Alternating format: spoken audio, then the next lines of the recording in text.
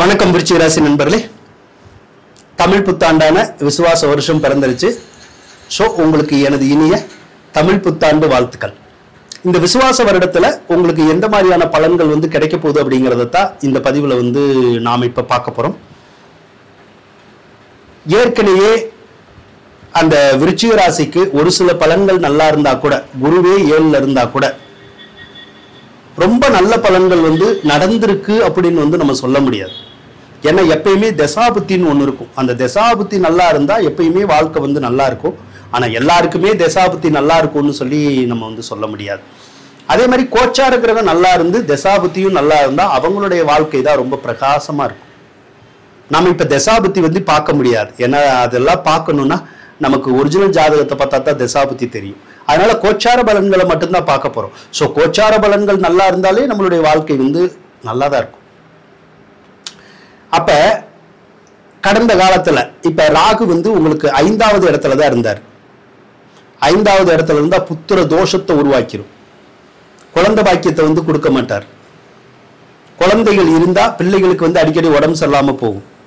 அதே மாதிரி சிலருக்கு பிள்ளைகளே நமக்கு எதிரியாகிற மாதிரி வந்துடும். பிள்ளைகளுக்கும் நமக்கும் கருத்து வேறுபாடு, சண்டை சச்சரவு, கோபதாபம், பிரிவினை அதெல்லாம் உண்டு பண்ணிடும்.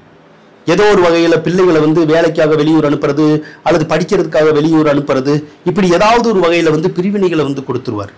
அதனால ராகு 5ல இருந்தா புத்திர தோஷத்தை கொடுத்துருவாரு, புத்திர சோகத்தை கொடுத்துருவார். அதாவது பெற்ற பிள்ளைகள்னால மகிழ்ச்சி இருக்காது, ஏதோ ஒரு வகையில தொந்தரவு இருக்கும் ஏற்கனவே. அதே மாதிரி பார்த்தீங்கன்னா இந்த ஏஜ் அட்டன் பண்றவங்க எல்லாம் ஏஜ் அட்டன் பண்ண மாட்டாங்க. அந்த பருவத்தில் இருக்க சின்ன பொண்ணுங்க அதை தடுக்கிறது ராகு தான்.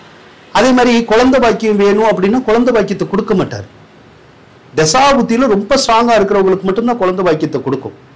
இல்லைன்னா குழந்தை பெற்றுக்கணும்னாலும் சரி, 2வது குழந்தை பெற்றுக்கணும்னாலும் சரி, அந்த பாக்கியத்தை கொடுக்காது. அதே மாதிரி பிள்ளைகள் வெளியில விரோதத்தை கொடுக்கும். ஏன்னா 5வது இடத்துல ராகு இருந்தா அப்பதான் அந்த பாலியல் வன்கொடுமை அப்படி எல்லாம் சொல்றாங்கல்ல, அந்த மாதிரியான பிரச்சனை எல்லாம் அப்பதான் வரும். அதனால ராகு 5வது இடத்துல இருந்து எந்த விதமான நன்மையுமே இவ்வளவு நாள் உங்களுக்கு கொடுத்திருந்திருக்காது. அதே மாதிரி 5வது இடத்துல ஒரு கிரகம் இருக்கிற போது 10வது இடம் அடிபட்டு போயிடும். அப்படின்னா தொழில் ஸ்தானம் அடிபட்டு போயிடும். அப்ப தொழிலை கரெக்டா செய்ய முடியாது, நல்ல முன்னேற்றம் இருக்காது, ஒரு நல்ல வாழ்க்கை இருக்காது, ஏதோ ஒரு வகையில பிரச்சனை இருக்கும். எங்க வேலை பார்த்தாலும் அங்க வேலை பார்க்க முடியாது, வேலை போயிடும். வேலை செய்யற இடத்துல 1000 பிரச்சனைகள் வந்துடும். இதெல்லாம் ராகுதான் செய்வார்.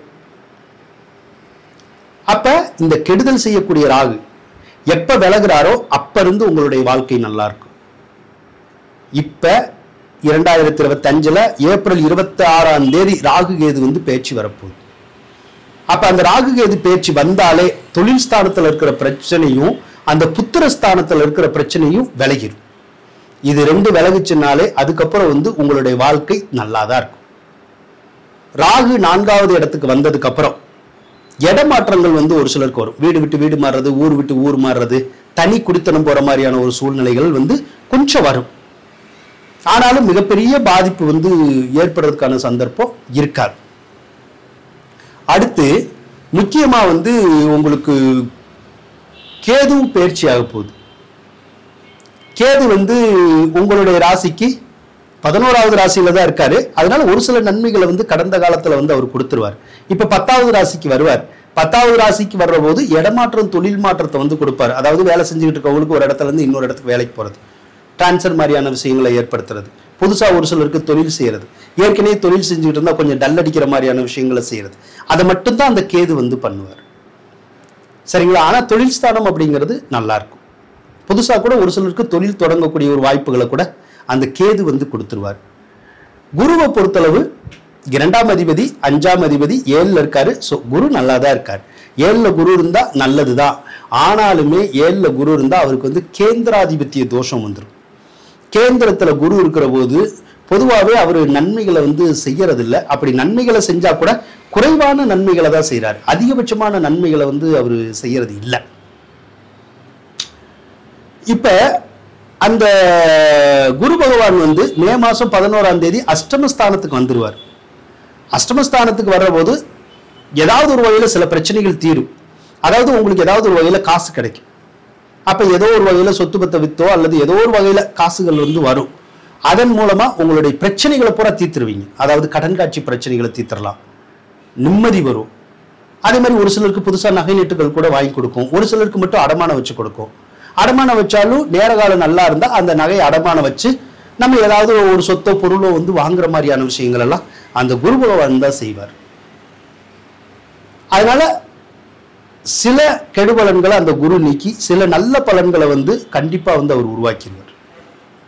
அதே மாதிரி இப்ப செவ்வாய் பயிற்சி எல்லாம் வருது. செவ்வாய் எல்லாம் உங்களுக்கு 10வது ராசிக்கு தான் வருது. செவ்வாய் 10வது ராசிக்கு வந்தாலும் நல்ல தொழில் நல்லா இருக்கும், நல்ல வேலை இருக்கும், வேலை கிடைக்காதவங்களுக்கு வேலை கிடைக்கும், வேலையில இருக்கிறவங்களுக்கு மாற்றங்கள் ஏற்படும். அதே மாதிரி கரும்புகிரி அப்படிங்கிற யோகம் ஏற்படும். பார்த்துங்க, கரும்புகிரின்னா நம்மளுடைய உறவினர்கள் யாராவது கொஞ்சம் உடம்பு சரியில்லாமல் இருந்தாங்கன்னா ரொம்ப அன்கண்டிஷனுக்கு போயிட்டா காப்பாற்றுறது கஷ்டம். ஏன்னா அது வந்து கர்ம தோஷம் அப்படிங்கிறனால ஒரு சிலரை காலி பண்ணுறதுக்கு கூட பார்க்கும். அது கொஞ்சம் வயசானவங்களா இருந்தால் அந்த ஒரு தோஷத்தை வந்து செவ்வாய் பார்க்கும். எது எப்படி இருந்தாலும் இந்த விசுவாச வருடத்தில் கிரகநிலைகள் வந்து உங்களுக்கு சிறப்பாக தான் இருக்கும். அதனால உங்களுடைய வாழ்க்கையும் இந்த வருடத்தில் ரொம்ப அருமையாகவும் அற்புதமாக இருக்கும் அப்படின்னு சொல்லி கூறிக்கொண்டு விடைபெறுகின்றேன். நன்றி, வணக்கம்.